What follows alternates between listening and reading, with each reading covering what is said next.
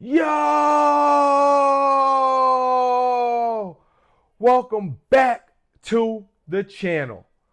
Now, in my last video, I was talking about Sean O'Malley and if he is a superstar, a star, or if he's just a flashy fighter with highlight reel knockouts, and if reports of low ticket sales at this weekend's UFC 306 event at the Sphere had anything to do with his star power.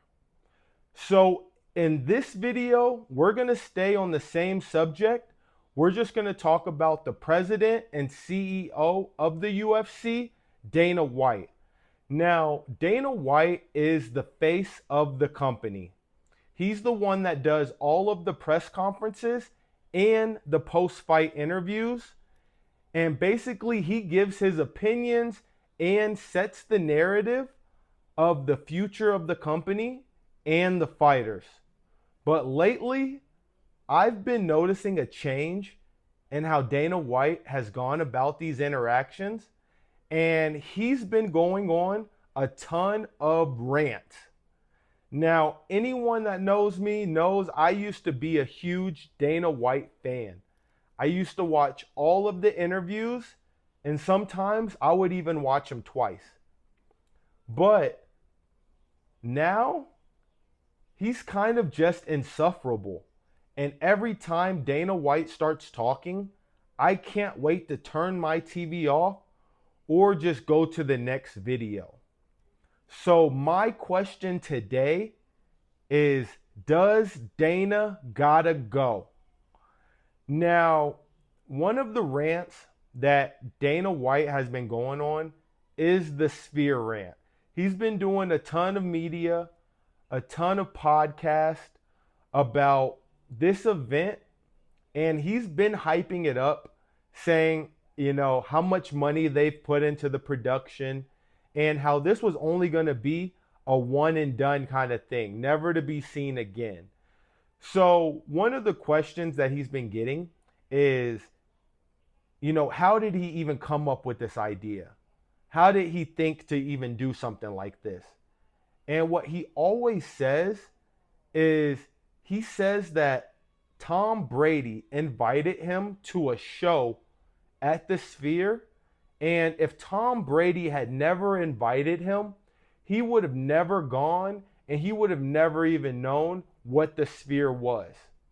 Now, we get it that, he's from New England, he's from Boston, and he's a huge New England Patriots fan. And so, of course, Tom Brady is his friend.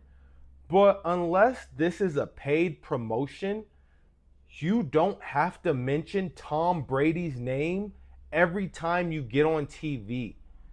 And so it's kind of just coming off as just super predictable. And it's almost like we don't even have to watch the interviews anymore because we already know what he's going to say. And honestly, the Tom Brady glazing is crazy at this point. Now, another rant that he's been going on is the Jon Jones rant. Now, during these interviews and sometimes at the press conferences, he will get asked about his pound for pound number one best fighter in the world. And unanimously, he always says it's Jon Jones, which is respectable, There's nothing wrong with having an opinion, or if that is who he truly believes is the pound for pound GOAT, best of all time, then that's great. But it comes down to a point to where you're calling other people idiots, you're calling other people dumb and crazy because they do not agree with you. The Jon Jones glazing is crazy. Now, I just want to know, why is he so set on Jon Jones as his pound for pound number one? Now, I get that Jon Jones has never lost a fight. And the only fight that he did lose technically was from a disqualification, from a rule that had just changed recently. So I guess if that rule was changed during that fight, then he would never have a loss on his record. But when you're so adamant and you're bringing it up, even without people asking you about it, in the manner that he has, it's almost like, what's going on here? Does John Jones got some dirt on Dana White? Does he got some photos of Dana White? You know, something that, does John Jones know something that we don't know? So, I know he is a great fighter, but John Jones does have other things attached to his name that probably for most people wouldn't put him as the greatest fighter of all time. So when there have been drug tests that have been failed multiple times, when there have been arrests that have been made multiple times, and Dana White is still so adamant about John Jones being the best fighter ever, you almost have to wonder, like, okay, like, why is he saying this? Of all the great fighters that have come through the UFC, and he is just on this John Jones glaze crazy. And he keeps saying, you know, if you put John Jones in the room with anybody, John Jones is going to walk out of that room.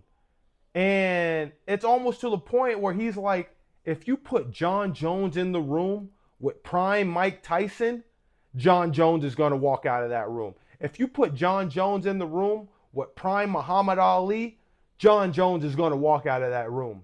And we get it. John Jones is a great fighter. But some might say that his last few fights have been razor close and he barely won. Now, I'm the type of person, a win is a win. It doesn't matter if you barely won. It doesn't matter if other people think you lost. The fact of the matter is he hasn't lost a fight. And so kudos to him for doing that. But like I said, there's a ton of other things that come into the equation when you're talking about the greatest fighter of all time. So I'm not sure kind of like what's going on with Dana. You know, I don't know if he has dementia or Alzheimer's or if he's getting there. But lately, the things that he's been saying, I don't think they've been sitting well with a lot of the fans. Now, this other rant that he's been going on is this Mount Rushmore. Now, recently, Dana gave his Mount Rushmore and the 4 fighters that he would put on there. And he put, of course, John Jones. He put Ronda Rousey. He put GSP. And he put Conor McGregor. Now, these are all good fighters, great fighters. But when you're telling people that they're dumb and that they're idiots for having a different list than you or disagreeing with you, that is absolutely crazy. I can get how you could put John Jones on that Mount Rushmore, okay. But Ronda Rousey? Are you serious? The chick that got head kicked to oblivion? And I know that she was like the first female fighter to really popularize women's MMA. But to have her over Amanda Nunes, in my opinion, is just crazy. After Dana White for years said Amanda Nunes was the best fighter of all time. She's the GOAT, according to Dana White.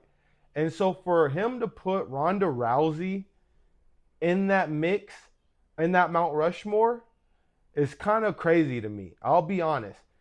And he also put GSP, George St. Pierre. Now, that is a good pick. I don't think anybody could argue about having GSP in their Mount Rushmore. He's one of the pioneers in the sport. He's a legend of the sport. And he definitely does deserve that respect. But for me personally, um, I don't know why, but when I was coming up watching UFC, like as a kid, maybe in like middle school or high school or whatever it was, GSP was just never on my radar. Like, I grew up in a house that started off with WWE. We always watched the WWE, huge fans of it. Um, and so we were watching guys like, Brock Lesnar. He's one of the guys that kind of brought me over to MMA. Guys like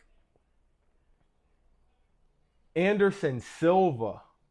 He's one of the guys, or he is the guy that got me into the UFC. The Silva and the Weidman fight was the first fight, I believe, that I watched. And even guys like Jose Aldo, a legend in my opinion, I think any one of those guys could be on the Mount Rushmore. Maybe over GSP, but maybe I'm just a little bit biased. And then, of course, he put Conor McGregor on his Mount Rushmore. The biggest star the sport has ever seen. The biggest gates that the sport has ever done. And some of the biggest fights in UFC history. So that's kind of like a no-brainer how you could put Conor McGregor in there. But still, this list just kind of seems a little bit off to me. And I know it does come down to like personal opinion. But when you're telling people that, they're dumb or they're idiots or they're stupid because they don't have the same Mount Rushmore as you, I think that kind of turns fans off a little bit. And that's not really a good look. You know what I mean? And so there was the whole thing with the Mount Rushmore. Now, another thing that I want to get into is Power Slap. Now, Dana White created a league for grown men and women to slap each other in the face. And he claimed this was the greatest thing since sliced bread. And when this first was created, he tried to shove this down everybody's throats. Like everybody was going to love this. And I can say that the majority, 98% of all UFC fans hated this and have never seen a power slap event to this day. But Dana White will tell you that this is the biggest thing in the world, bigger than NFL, bigger than NBA, bigger than soccer. And I don't know what Dana's thinking when he says stuff like this, but obviously he's not in his right mind. And I've actually had to go on Instagram and block it. Block Power Slap. I don't want to see it. Go on YouTube and block it. I don't want to see it. But it comes down to the fact that he's actually putting these Power Slap events and whatever they are on the UFC page. And now I'm to the point where I want to block UFC because I do not want to see Power Slap at all. I don't want to watch it. And I know I'm not the only one. So, like, what is going on with Dana White?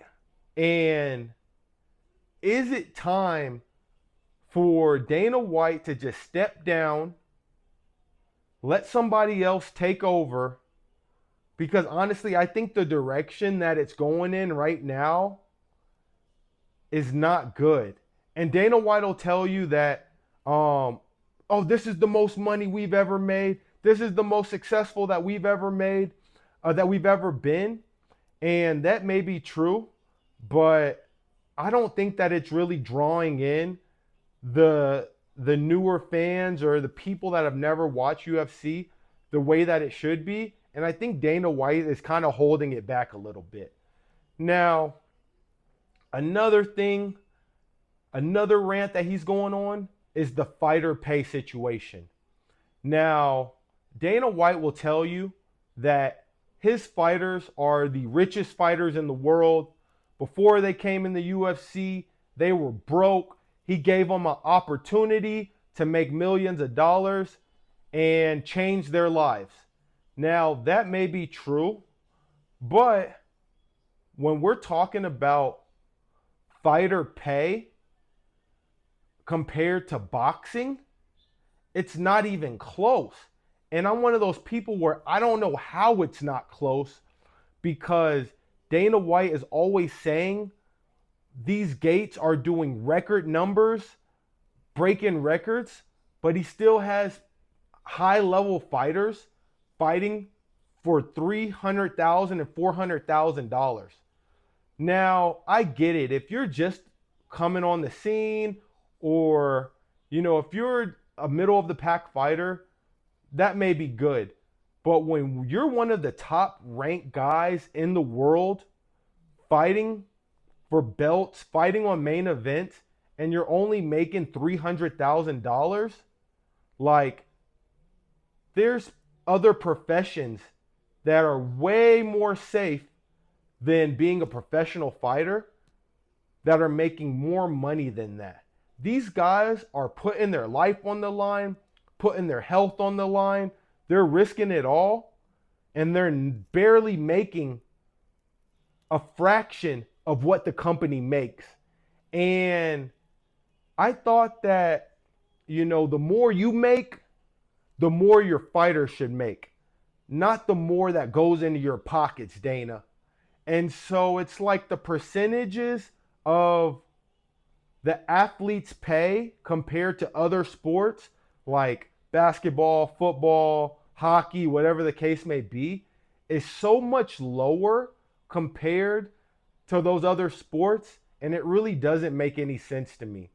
And I know those sports have like unions, they have players associations. These things are negotiated and voted on by the owners, by the organizations. But it kind of seems like Dana White just does what Dana White wants to do. And maybe fighter pay isn't going to change until there is another president or there is another CEO, somebody that gets to make these decisions. And that might be another reason why Dana has to leave. And I know that the fighters talk about, making a union and coming together, but that's kind of hard to do when you have, everybody's not on the same playing field. You got some guys at the top, they might be making good money, $600,000 a fight. Then you got some of the guys at the bottom that are probably making like $80,000, $60,000 a fight. And it's kind of like, why would, the guys at the top try to come help the guys down at the bottom when, that they feel like, hey, they started there and they worked themselves up. And that may be true. But at the end of the day, everybody's fighting. Everybody's putting their life on the line. Everybody's putting their brain on the line. And I do think there should be a little bit more, I guess, I don't know, equality or whatever the word is, that the fighter pay should kind of be a little bit more balanced. Now, if Dana White were to step down, the question is, who's going to replace Dana White? Who's going to be the person to step in and kind of keep the company afloat and do what Dana does. And I think I have some opinions on that maybe. But one of the people that I think could possibly step in, because keep in mind, you have to have, you know, fighting knowledge, and then you also have to have, you have to be savvy as well, talk to the media, and things like that. So I think somebody that could potentially step in and replace Dana White could be a guy like Chael Sonnen maybe. Now, Chael is a former fighter, and now he does media, but he does have a big personality, and he is kind of known for, just saying stuff that is real, saying stuff that may be uncomfortable, and being a former fighter, I think that he would kind of see it from the fighter's perspective and kind of see where they're coming from. Now, another person that I think could possibly step in for Dana would be a guy like DC, Daniel Cormier. Now, DC was a former champion in the UFC. Now he's part of the broadcast team, and everybody loves DC. I think it would be interesting to kind of get his takes on some of these questions that they're asking Dana White, kind of see how he feels about some of the topics that are going on at the top of the organization. And I think he could also potentially be a good guy to replace Dana White. And one other person that I think could possibly replace Dana White, but he's still fighting right now, is Conor McGregor. Now, this one is kind of not really, I don't think, realistic, but Conor McGregor is someone that I would consider a boss. He's a CEO. He runs multiple businesses and companies right now, and he is also involved in another organization in bare knuckle. And he's doing the same things that Dana White does right now, but for bare knuckle. So it would kind of be interesting to see if Conor could kind of be the guy to run the UFC. I think it would be crazy, and I think it's a long shot, but that would kind of be interesting to kind of just, keep him in the spotlight and kind of see what kind of stuff that he would say and how he would run it. Now, again, I don't think that's ever going to happen, but at this point, I'm thinking anybody is better than Dana White. So you guys let me know what you think. Let me know if it's time for Dana White to step down, if he's doing a good job, and if there's anybody that you have in mind that could potentially replace him. All right, guys, that's all I got for you. I'm going to save some for the next video, and I'll catch you guys on the next one. Deuces.